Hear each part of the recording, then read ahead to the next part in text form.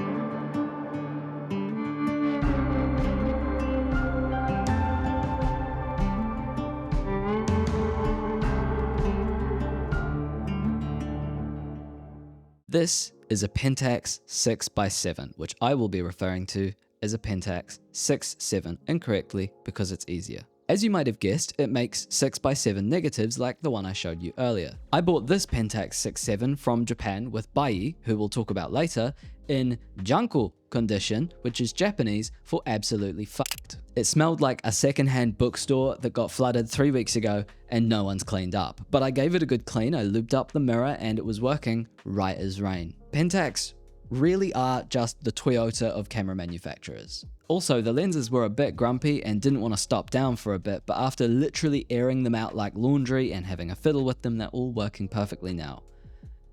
Or so I thought. The flight case is literally spotless as if it were brand new on the outside, but unfortunately the inside is pretty musty crusty and probably needs reupholstering? If you know of anyone that's done up the inside of one of these cases, please let me know in the comments. Now, of course, I definitely could have bought one of these in minty fresh condition, but I honestly think it's more fun to buy one that's got a little bit of character. And even though it probably really does need a CLA, I'm more than happy to send it off for a spa day, knowing well that I've kept this camera out of the landfill.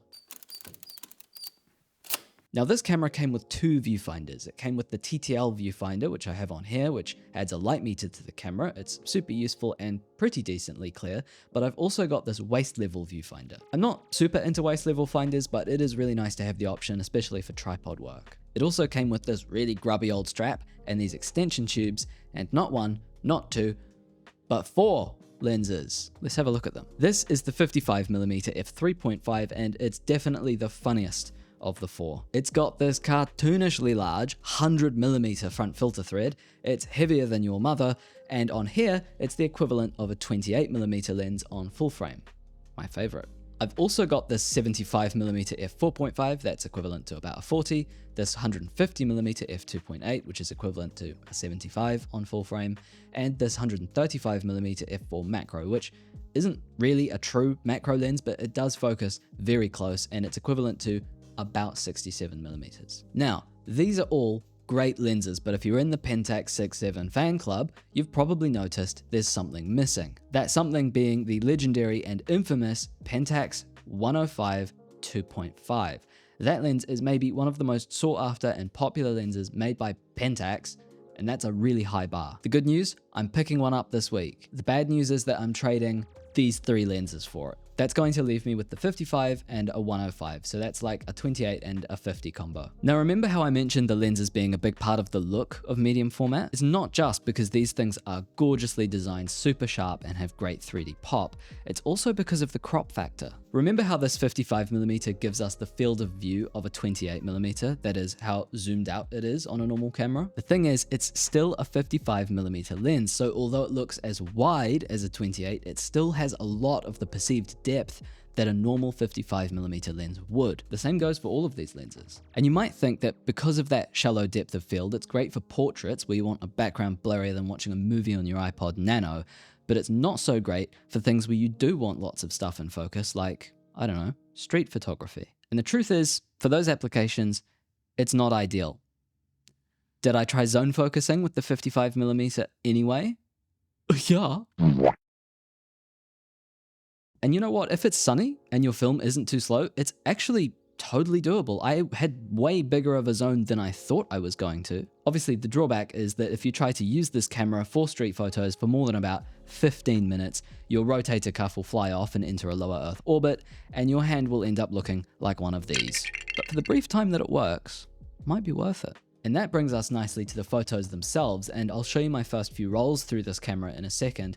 But first, I found the Pentax 6.7 really interesting to photograph with. I think it's really important that we don't forget the most important spec of any gear, which is how it enables us creatively. This isn't actually my first medium format big boy. I used to have a Mamiya RB67 and I really loved that thing, but unfortunately a few years ago I had to sell it to pay my rent. Since then, I have had my roll film itch unscratched until now, but it's also a really interesting point of comparison. The RB67 feels very refined. It feels like a studio tool for sure, and it definitely demands to be shot in a certain sort of very magazine-y way. The Pentax, on the other hand, is very much less refined. It feels less like a Porsche Cayenne and more like a Toyota Hilux in the best possible way, but this camera definitely does have some quirks, and some of them are pretty annoying. Now, before the quirks, Doug Score not included, I absolutely have to fill you in on how this camera got all the way from Japan to me here in Poland. Back in the day, I used to overnight car parts from Japan quite a lot, and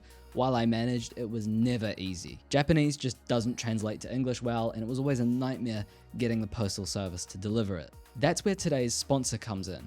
With Buyee, you can buy pretty much anything from Japan and have it shipped to you wherever you are. Buyee has just about everything from car parts to cameras to expired film you can no longer get anywhere outside of Japan. And you have access to loads of Japanese marketplaces like JDirect Items, Mercari, or Rakuten. The whole process is about as easy and idiot-proof as it gets. I mean, I figured it out on my own. Basically, you buy or bid on whatever you want, and then when it's yours, the seller will ship it to Buyee's warehouse in Japan. Buyee then have a look-see, they make sure it's all there and doesn't smell too funky, and then they pack it up and ship it to you. So sign up using the link below and get a 10% off coupon for your first order. A massive thank you to Buyee for sponsoring this video. So what quirks and how weird are they? For starters, the removable hand grip, which I think is absolutely mandatory unless you are a rock climber, but I'm constantly annoyed that it feels so much like it's on the wrong bloody side of the camera. Why they didn't put a shutter cable in and stick it on the right side of the camera, I don't know, but because it's on the left, I have to pull focus and change my aperture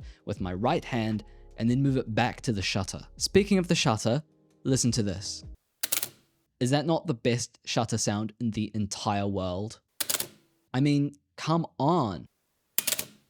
Another quirk, and by quirk I mean catastrophic design flaw, is the viewfinder, or rather taking the viewfinder off. If you yank the viewfinder off with a lens attached, you can break this teeny tiny chain that does something important, and then you can kill the camera. Now, I'm not a camera engineer, but if I was, I'd probably say that that's not a great idea. Also, speaking of the lenses, this camera actually has 2 lens mounts, but you didn't know that. There's this inner one, obvious, and then this outer ring is also a slightly bigger mount for the telephoto lenses that are too chunky for this monkey. Speaking of monkeys, no, I can't connect this one to monkeys. The lens filters don't screw on. Same with the lens caps. They've got like a wee twist action going on, and it's way nicer and easier than screwing something on when it works about half the time. Don't worry though, because you can still screw filters in too. And you might find yourself needing a jumbo-sized ND filter, because one of the biggest complaints everyone has about this big rig is that the flash sync speed is only 1/30th of a second. That means that if you're trying to use flash in the day, you're probably going to have a rough time and end up with loads of ghosting or an overexposed background. I really do like to shoot with flash quite a lot actually, and so for me, this is a problem, but I'm going to cope here and call it a creative constraint.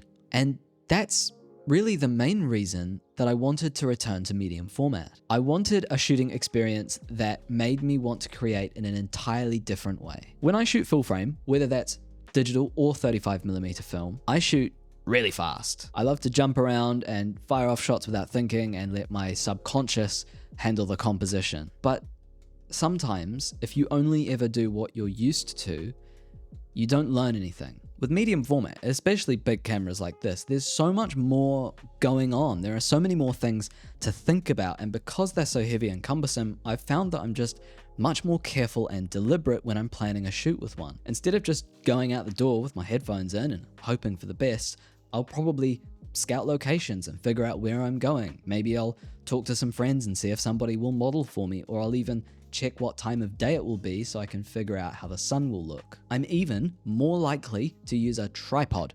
Me. So that's why everyone loves medium format so much, and I'll admit, I do too.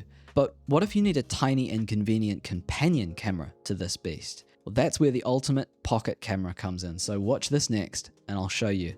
Stay hydrated and create art.